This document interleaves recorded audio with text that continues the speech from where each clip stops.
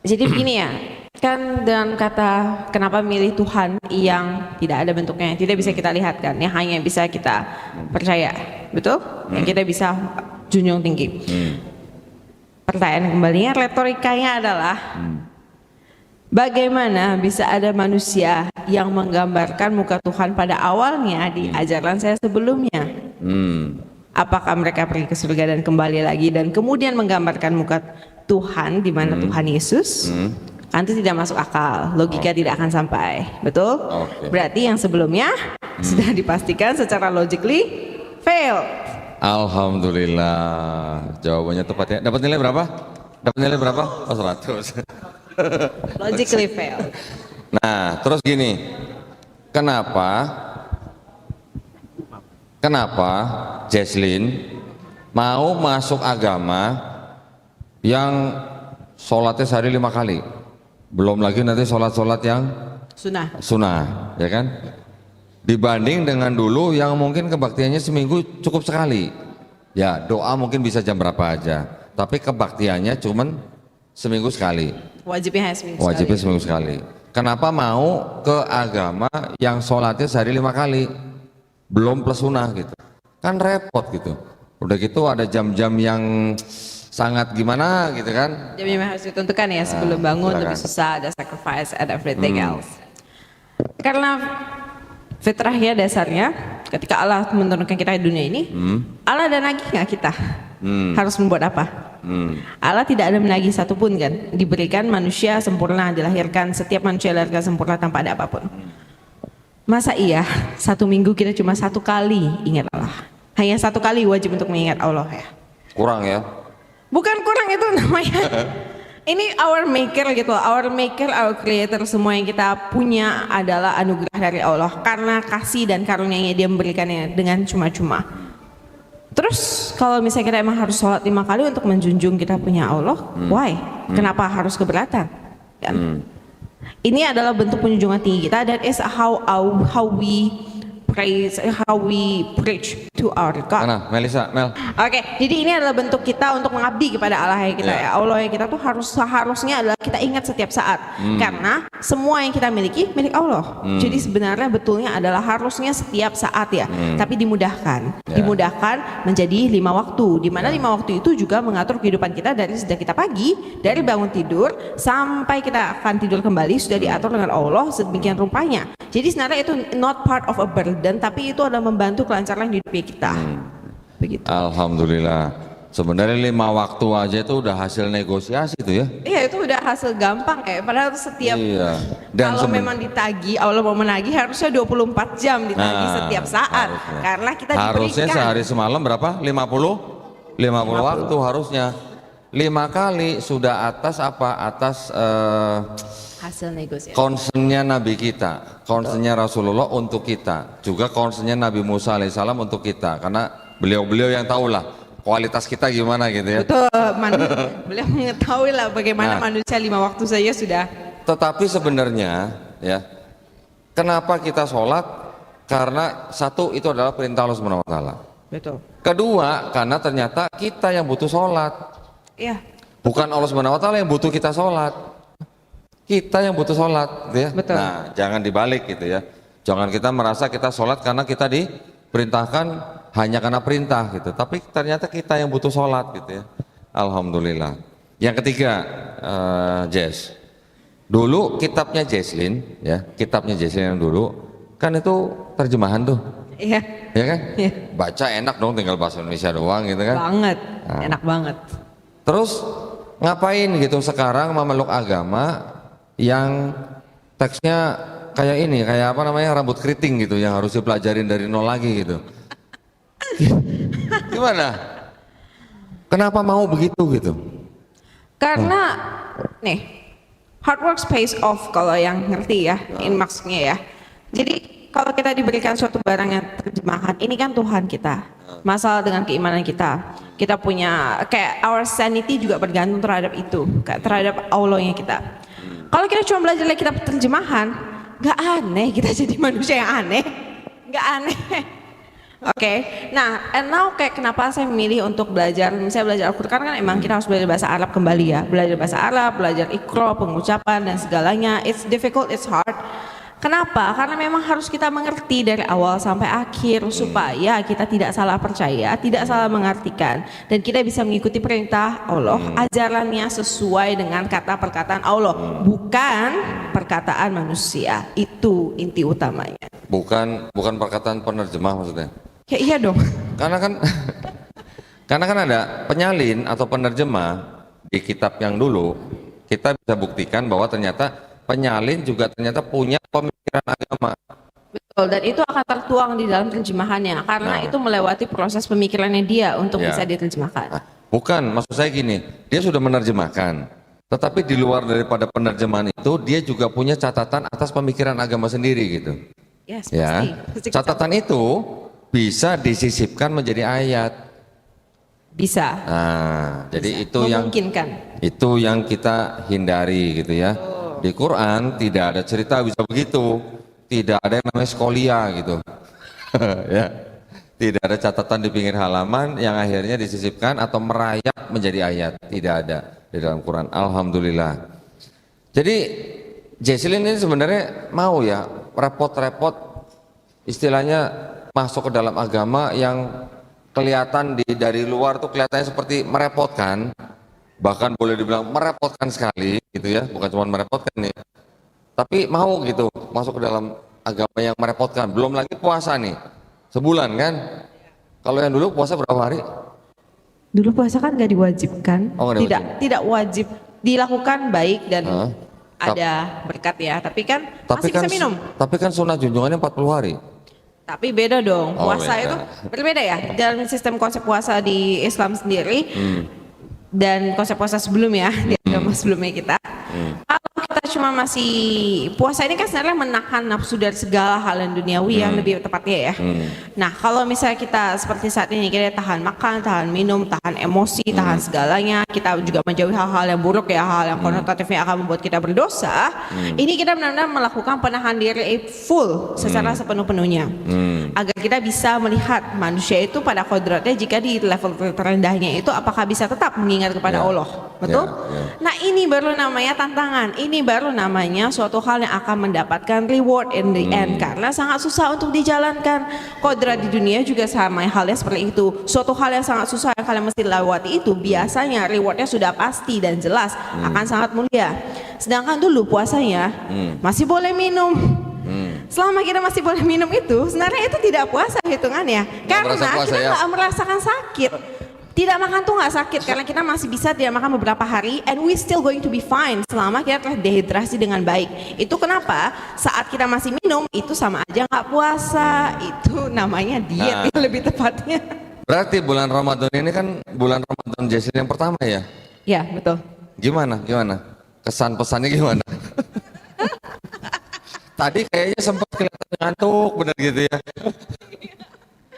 Gimana? Kalau ini udah, karena ini udah hari yang sekitar, udah lumayan lama ya, udah 1 minggu. Ya. Hari ke berapa? 12. Oh hari ke-12. Nah ini udah hari ke-12 ya. Saya udah mulai terbiasa gitu, misalnya dari paginya sampai tadi siang sampai jam 1 gitu paling cuma ngantuk doang kan. Cuma ngantuk. Tapi itu masih tenaga dan energi kita tahu masih cukup karena kita sudah lewati sebelumnya. Oh hari pertama itu yang luar biasa itu. Itu kayaknya udah mau mendekati jam 4. Enggak, belum, jam 4 masih tahan. Jam 4 kan kita masih beli makanan, prepare anything untuk buka kan, masih rajin lah. Jam 5 itu rasanya semua orang pingin saya kubur hidup-hidup. Jam 5. Ya jam 5 udah mau ke jam 6 ya, terus sisa berapa menit terakhirnya itu yang paling menyakitkan. Tapi itulah ya challenge yang paling unik lah. Itu kenapa saya baru mengerti sekarang bahwa bulan Ramadan adalah bulan kemenangan ya. Jadi kita menang, sebenarnya not against anything, bukan against syaitan dan lain-lain, tapi melawan diri kita sendiri, nafsu diri kita sendiri, karena sebenarnya nafsu dari dalam diri kita sendiri itu yang paling susah untuk ditahan. Iya betul. Hari-hari pertama biasanya badan kita adaptasi lah. Iya, masih adaptasi, jadi agak shock gitu. Adaptasi, kaget. Betul. Tapi biasanya kalau udah masuk ke minggu pertama tuh biasanya sudah menyesuaikan, sudah biasa gitu lah. Iya, sudah. Cuman tinggal ngelawan ngantuknya aja ya. Nah, tetapi gini, ini sebuah analogi lah mungkin ya. Misalnya Jesslyn sakit, ke dokter, ya. Kata dokter, oh karena penyakit ini bagusnya Jesslyn puasa dulu gitu. Puasa bisa mengobati penyakitnya Jesslyn gitu. Itu dokter ngomong begitu, Jesslyn bayar loh. Sekali datang berapa? Mungkin 200, sekarang 300, 400 nggak tahu ya. Sekali datang kita bayar, ya dok ya, bayar ya. Ada dokter, bukan ada dokter. Dokter aja bisa menyarankan pasien untuk puasa ya, untuk penyakit tertentu ya. Kita bayar. Nah ini kita ikut agama Islam, nggak bayar, disuruh puasa, masa nggak mau juga gitu untuk kebaikan kita. Nah itu ya. Jadi hikmahnya kadang-kadang jangan kita buru-buru berpikiran, aduh kok berat amat sih agama begini. Padahal yang kita lakukan adalah untuk menempa diri kita sendiri. Betul. Betul ya? Betul sekali. Alhamdulillah. Nanti bentar lagi bayar zakat fitrah dong. Nanti habis Ramadan nih, biasanya kalau mau Idul Fitri ya. Percaya, nanti ketika sudah dekat ya Idul Fitri, ketika bulan Ramadan sudah meninggalkan kita, malah kita yang kangen. Cobain ya nanti ya, cobain ya. Ingat pengalaman kata-kata pertama ya, first experience. Ingat kata-kata saya nanti ya. Oke, alhamdulillah berarti iman sudah bisa meninggalkan Tuhan yang pernah katanya jadi manusia, kitab yang hanya terjemahan. Jadi sekarang sudah mulai belajar Iqra, sudah mulai. Iqra sih saya masih mulai baca ya, mengenal, recognize. Tapi Latin iya, Latin untuk penghafalan surat. Oh Latin. Iqronya juga harus ya, Iqronya. Insya Allah mudah. Kalau buat orang yang sudah bahasanya 200 km per jam kayak begini, insya Allah mudah. Malah nanti insya Allah bisa jadi guru Iqro nanti. Insya Allah, 1 tahun ya kita coba. Lama amat. Nanti insya Allah bisa cepet. Enggak, kalau Iqronya aja bisa nanti jadi guru Iqro bisa. Udah ngajar bahasa Inggris, bahasa Mandarin. Coba, bahasa Mandarin juga susah kan? Susah lah. Nah iya makanya bahasa Mandarin susah, apalagi istilahnya terlalu seperti bahasa Mandarin. Kalau bahasa Mandarin satu kata kan satu karakter, ya kan? Satu karakter, satu pinyin, satu nada. Nah belum lagi kalau cara ngomongnya, kalau nadanya datar artinya apa, nadanya naik artinya apa, nadanya turun artinya apa, betul? Jauh lebih susah bahasa Mandarin daripada bahasa Arab. Tetapi kekayaan kosakatanya nanti boleh diadu. Iya. Ya, kosakata bahasa Arab itu sangat banyak. Oke, nah ini mungkin kalau biar nggak ngantuk nih, gimana kalau hadirin di sini langsung bertanya gitu misalnya sama Jesslyn, gimana, setuju nggak? Setuju ya? Setuju. Ini udah jam-jam ngantuk ini masalahnya. Silakan kalau ada mau tanya, panitia mic-nya mana? Silakan, siapa duluan? Ada yang mau bertanya? Kita awal itu dulu ya, 1 dari Ikhwan, 1 dari Akhwat. Ya, gantian. Itu tuh tadi Bapak itu dulu tuh. Ya. Silakan.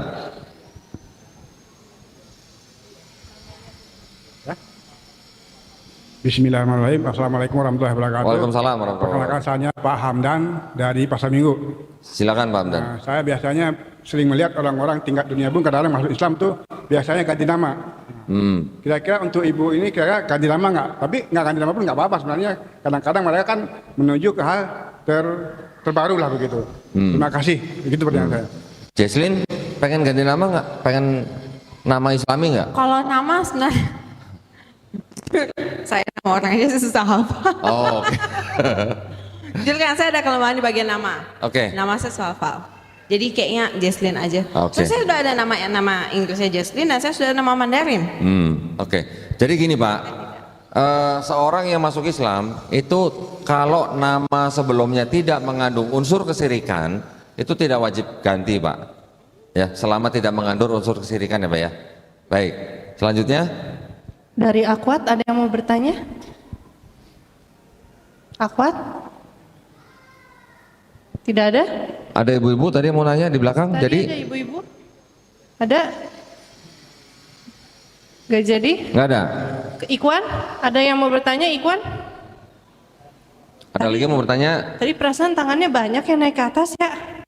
Iya, kenapa jadi nggak jadi ya? Nah, silakan Pak. Nah, apa ya? Nama Dedi dari Sunter, Jakarta. Mau nanya, waktu Jesslyn masih di Kristiani, itu udah tahu kabarnya waktu kisah Yesus hilang di umur 13 sampai 30, itu pernah cari nggak Oh, tentang gini. itu? Dari Yesus ya. Pernah Ya, tanya-tanya nggak gitu? Iya, iya. Maksudnya gitu. Ya. Nah ini, oke, terima kasih Pak atas pertanyaannya. Nah, dulu pas saya masih di agama sebelumnya, tentang kisah hilangnya Yesus dari umur 13 sampai 30 tahun jujur tidak di highlight ya. Jadi kalau misalnya kita hanya mendengarkan sebatas dari gereja atau dari bimbingan atau misalnya dari pengajaran teologi yang masih dasar, itu tidak di highlight Yesus menghilang. Tapi kita tahu sebenarnya kayak tidak ada rekor penceritaan tiba-tiba Yesus udah 30 tahun, tiba-tiba Yesus sudah jadi tukang kayu yang membantu ayahnya untuk melakukan pekerjaan, tiba-tiba seperti itu. Sebenarnya itu kebingungan sendiri ya kalau misalnya kita teliti lebih mendalam. Tapi saat itu yang saya lebih concern adalah kenapa Yesus anak Allah harus kita sembah setara dengan Allah. Dari itu saja saya sudah tidak terima sebenarnya. Saya sudah tidak bisa logically itu make sense. Anak dan Allah Bapaknya sendiri. Dari begitu sih. Cuma kalau emang di Kristen sendiri sebelumnya banyak hal-hal bahkan tentang pensaliban Yesus sendiri ya banyak yang tertutupi. Jadi seakan kita memang disetir ya, kita disetir ke arah pemahaman doktrin, di mana doktrin itu diciptakan ya berdasarkan bapak-bapak gereja ya, persatuan bapak-bapak gereja. Oh memang begini ceritanya dan begini yang diajarkan. Kita bakal merasa itu janggal atau aneh jika memang kita benar-benar mau menyembah untuk berdoa kepada Allah. Ketika kita benar-benar mencari Tuhan baru kita bisa merasakan. Kalau kita cuma yang penting gua ada agama, yang penting saya ada agama sih, enggak. Most Christian akan doesn't feel kayak mereka nggak akan merasa seperti disetir. Begitu Pak. Saya tambahin ya. Sebenarnya ada beberapa kisah tentang yang disebut dengan Yesus Kristus ketika dia masih remaja gitu. Sebenarnya ada gospel-gospelnya. Cuman tidak masuk ke dalam Bible. Karena Bible itu kan adalah kitab-kitab yang dipilih oleh bapak-bapak gereja pada saat awal-awal mereka terbentuk gitu. Betul. Ada gospel-gospelnya yang bahkan di dalam sebuah gospel judulnya The Infancy Gospel of Thomas. Di situ diceritakan Yesus menciptakan burung dari tanah liat hidup, mujizat gitu. Sama dengan di Quran sebenarnya. Di Quran juga ada kisah begitu, ayat begitu. Nah, tetapi gospel itu tidak masuk dalam Bible. Tidak dipilih atau tidak istilahnya dikanonisasi oleh bapak-bapak gereja pada waktu itu. Gitu ya. Nanti ada juga penulis lain yang mengatakan bahwa Yesus ketika sudah pemuda mengikuti pedagang pergi ke India katanya. Ada yang bilang begitu. Menulis buku seperti itu. Nanti sampai akhirnya ke Tibet, ke Nepal. Di sana dia ditulis kitab kisahnya, kemudian setelah kembali ke Palestina baru melayani ketika usia 30. Ada yang cerita begitu tapi itu hanya teori gitu ya. Bisa. Silakan yang lain. Udah? Ada yang mau bertanya lagi? Tanya ke Kodondi boleh, ke Jesslyn boleh? Ya. Silahkan Kak Yolanda. Assalamualaikum warahmatullahi wabarakatuh. Waalaikumsalam. Perkenalkan saya Agnes Yolanda Fitri, dipanggil Fitri saja. Saya juga seorang mualaf. Saya ingin bertanya kepada Kodondi ya, karena saya juga selama waktu masih di yang kemarin, saya punya keraguan tentang Trinitas. Tentang? Trinitas. Oh Trinitas. Ya. Dan semenjak saya tertarik dengan Islam, belajar tentang Islam, banyak pertanyaan-pertanyaan yang tidak saya dapati di sebelah, jawabannya tidak saya dapati di sebelah dan saya dapatinya di Islam. Pertanyaan-pertanyaan yang kita ajukan selalu logis. Nah, pertanyaan saya adalah kita yang seperti saya dan Ci Melisa, dan siapa lagi? Jesslyn yang masih baru, masih belajar. Masih sangat baru dan masih belajar. Pertanyaan saya, bagaimana cara kita menghadapi keluarga kita yang mungkin masih seperti keluarga saya yang masih sedikit fanatik dan ingin menjelaskan bahwa jalan yang kita ambil ini benar, tapi mereka membalik dengan ayat-ayat Injil gitu. Nah, Itu Bu, pertanyaannya gitu. iya. Pertama-tama Bu, saya koreksi ya Bu ya. Jangan sebut kitab mereka Injil Bu. Mungkin saya ngomong begini mungkin Ibu kaget. Karena di kitabnya mereka memang tulisannya Injil gitu Bu ya. Tetapi kita sekarang sebagai seorang Muslim, kita sudah mengenal Quran. Di dalam Quran disebutkan ada Taurat, Zabur, Injil gitu kan. Taurat, Zabur, Injil adalah wahyu-wahyu yang diturunkan Allah Subhanahu wa taala kepada nabi dan rasulnya untuk Bani Israel pada zaman itu. Setuju nggak Bu? Setuju ya? Alhamdulillah. Kalau namanya wahyu Bu, apakah harus berbentuk buku? Wahyu? Tidak ya. Wahyu itu pesan atau pengetahuan yang diterima oleh nabi dan rasulnya yang langsung masuk ke dalam kolbu nabi dan rasulnya, yang diajarkan kepada umatnya, itulah wahyu yang diajarkan gitu ya. Tetapi apakah Nabi Musa menulis Taurat, apakah Nabi Daud menulis Zabur, apakah Nabi Isa masih menulis Injil? Tidak. Jadi Taurat, Zabur, Injil yang disebut di dalam Quran itu bukan kitabnya Yahudi, bukan kitabnya Kristen Bu. Nah, jadi Ibu jangan sebut itu Injil gitu ya. Sebut aja Bible gitu Bu.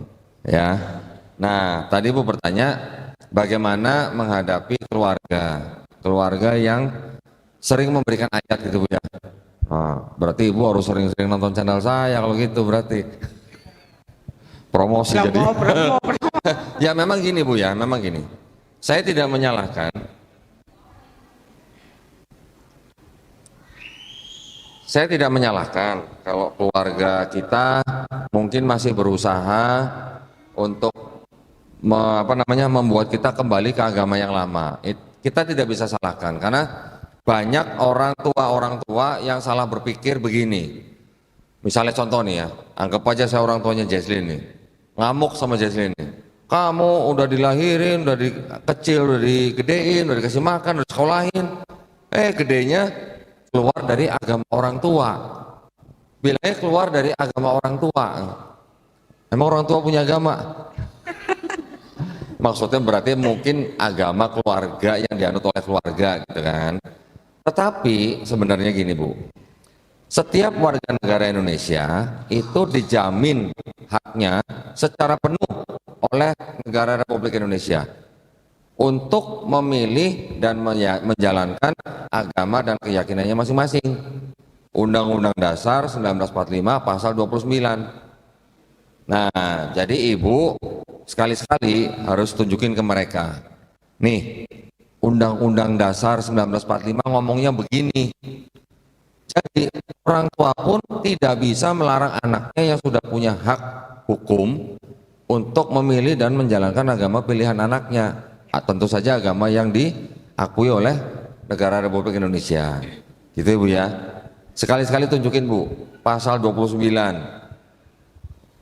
Nah, jadi biar orang tua kita mikir bahwa orang tua pun tidak bisa menghalangi anak kandungnya sendiri untuk memeluk agama tertentu yang diakui oleh negara Republik Indonesia. Ya Bu ya. Nah, terus kemudian gini Bu, juga beritahu kepada keluarga besar bahwa dengan masuknya Ibu ke agama Islam, kalau Ibu tadinya sudah sayang dan hormat kepada orang tua, setelah menjadi Muslim, Ibu harus lebih sayang, lebih hormat pada orang tua. Harus bisa menunjukkan akhlak Islam. Supaya apa? Supaya mereka juga tertarik kepada Islam. Gitu ya Bu ya. Insya Allah bisa ya Bu ya. Kembali ke agama yang benar, agama Islam. Yang saya ingin tanyakan, planning apa yang direncanakan dalam jangka pendek, menengah, dan jangka panjang?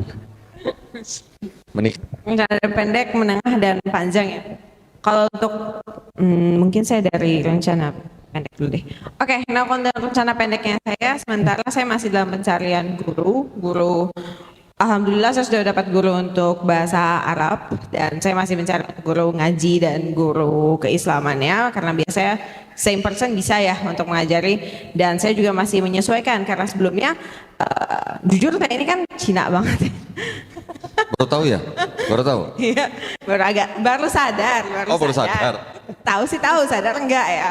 Oke, jujur saya lumayan Cina Indo banget yang we are very economically productive. Nah, itu kata yang baiknya tuh. We are economically productive. Jadi saya Senin sampai Minggu itu jadwal saya semuanya kerja.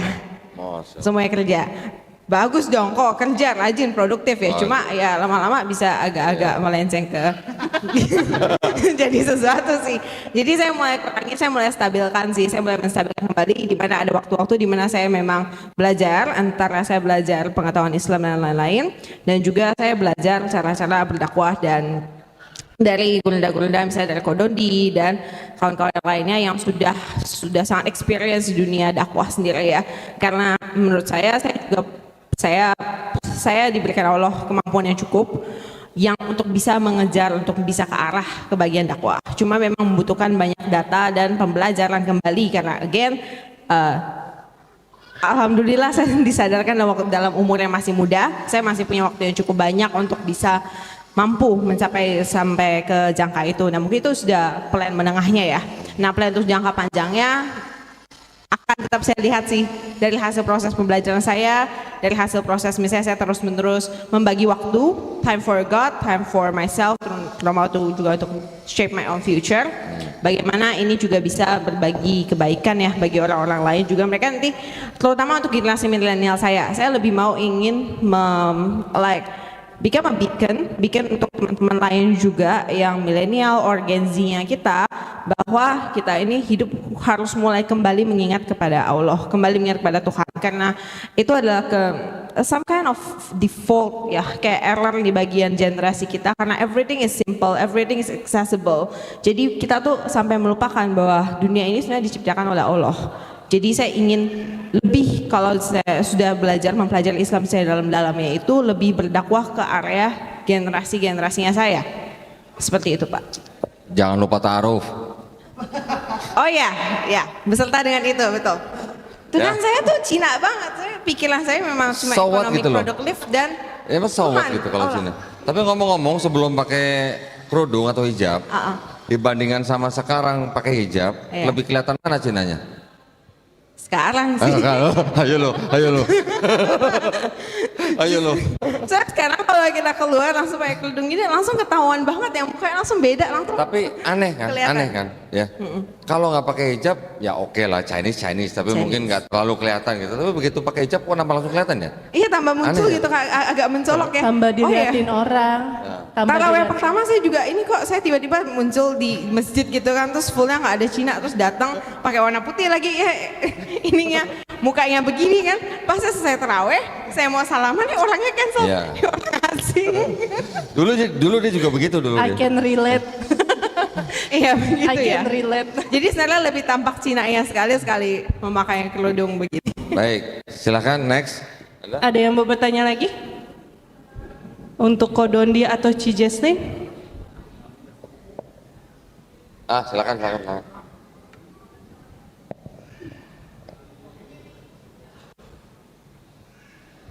Bismillahirrahmanirrahim. Assalamualaikum warahmatullahi wabarakatuh. Waalaikumsalam warahmatullahi wabarakatuh. Nama saya Mahesa dari Bogor. Saya mau nanya ke Kodondi dan Ci Jesslyn, apakah selama di Kristen itu ada orang-orang yang sebenarnya tahu gitu kalau Kristen itu ada kejanggalan dan Islam itu adalah agama yang sepertinya benar gitu di pikiran mereka, tapi mereka tuh masih takut untuk jadi mualaf gitu. Apakah ada orang-orang yang seperti itu dan apakah ada tips dan triknya gitu supaya mereka tuh bisa berani gitu untuk menjadi mualaf gitu? Ya gitu. Ada. Ya, terima kasih. Ada mas, yang begitu ada. Semalam aja saya ngobrol berapa jam ya? Ada 3 jam lebih lah semalam. Sampai nggak tidur ya? Sampai nggak tidur ya. Semalam ada, saya menerima tamu 3 hari berturut-turut ya. Dari semalam, kemarin lusa, kemarin lagi. 3 tamu yang datang ke saya, alhamdulillah yang 2 bersyahadat, yang satu belum berani bersyahadat. Ketika saya tanya, apa yang menghalangi kamu untuk masuk Islam? Sedangkan konsep ketuhanan Islam kamu sudah meyakini, kamu sudah menerima, dan kamu sudah berani meninggalkan konsep ketuhanan agama kamu sebelumnya. Sudah. Tetapi ketika saya tanya apa yang menghalangi kamu untuk masuk Islam, dia bilang apa? Keluarga. Keluarga faktor terbesar orang untuk meninggalkan agama Kristen. Karena memang gimana ya? Kekristenan memang dibangun dengan sistem kekeluargaan yang sangat erat gitu. Bahkan ada gereja ya, misalnya contoh gini. Ada gereja yang menempatkan adat di atas agama. Oke, yang kedua, ada gereja misalnya jemaatnya satu keluarga nih, ada 5 orang misalnya, suami istri 3 anak misalnya. Misalnya 5 orang ini dalam satu anggota gereja itu ada 1 yang murtad misalnya. Ini yang 4-4-nya dikeluarin sama gereja itu, sama gereja dikeluarin. Silakan Bapak Ibu keluar dulu dari gereja ini. Kalau mau belajar, kalau mau masuk ikut gereja kita lagi, Bapak Ibu belajar dari nol. Sampai digituin. Ada yang begitu. Saya pernah menghadapi yang begitu. Nah, jadi dari lingkungan gereja sendiri memang sudah keras gitu ya. Dari keluarga juga sudah keras. Tetapi yang tadi seperti saya jawab kepada ibu yang tadi bertanya, bahwa kita harus bisa menyadarkan orang tua kita bahwa negara Republik Indonesia menjamin warga negaranya secara penuh untuk memeluk dan menjalankan agama yang diakui oleh negara Republik Indonesia sebebas-bebasnya gitu. Nah, memang tidak mudah menghilangkan stigma agama keluarga gitu, agama orang tua gitu kan. Ya, karena itu yang sering terjadi gitu. Terutama kalau misalnya mungkin di kalangan Chinese ya, kalangan Tionghoa. Kita mungkin tahu lah, banyak dari mereka yang mengikuti agama leluhur katanya, ya. Ada yang Konghucu, ada yang Buddha. Tetapi juga banyak yang masuk dalam agama Kristen. Kenapa? Karena ketika penjajahan Belanda, Cina, India, Arab, pribumi kan dikotak-kotakan, ya kan? Cina, yang kelompok Cina ini banyak berdagang dengan pihak Belanda, ya. Ketika kalau saya sebut apa induk semang apa? Ya, ketika induk semang atau Belandanya ini keluar dari Indonesia, ini kan seperti anak kehilangan induk gitu, ya. Mau masuk ke agama lamanya mungkin dia juga kurang pengetahuan, yang dia sudah sering tahu agama yang dulu menjajah dia gitu, yang menjadi partner bisnisnya gitu, Kristen. Jadi banyak orang Chinese ketika Belanda pergi, orang Chinese banyak yang masuk Kristen gitu. Karena sudah terbiasa berinteraksi dengan penjajah gitu. Ya. Kemudian ada lagi ketika tahun-tahun 60-an G30 PKI juga waktu itu kelompok Tionghoa dikasih pilihan mau pulang ke negeri RRC atau mau tetap di Indonesia. Kalau mau tetap di Indonesia harus ganti nama gitu katanya. Nah, itu juga pengaruh. Jadi orang tua kami ini mungkin termasuk juga orang tuanya Jesslyn, memang punya stigma yang kurang baik terhadap agama Islam.